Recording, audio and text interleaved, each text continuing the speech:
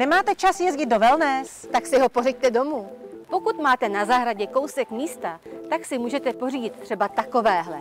Zvenku vypadá nenápadně, ale vevnitř to stojí za to. A už dost řečí, pojďte se podívat dovnitř. Troufám si říct, že tohle by se skutečně líbilo každému. Tak to určitě. Je to hezké wellness s klasickou finskou saunou, která má obložení stěn z olšového dřeva. Lavice jsou také z olše a venkovní obložení je též z olše. Sauna je pro 3 lidi, jeden tam může ležet, 2 sedět. Je to velice příjemné.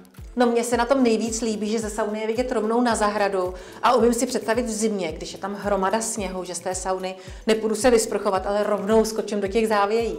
No tak to určitě by bylo hezký, ale někde v Aspenu, takže tady byl sníh naposledy před 5 lety. Že?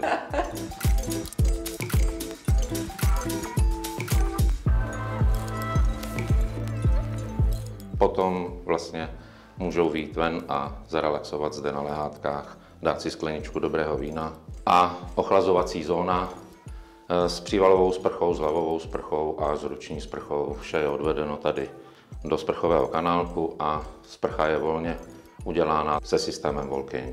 A co se skrývá za těmito dveřmi? Za těmito dveřmi potom je sociální zařízení a majitel má vzadu potom ještě kancelář.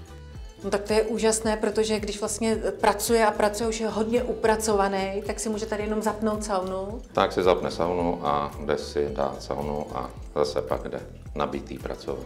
No komu z nás by se to nelíbilo?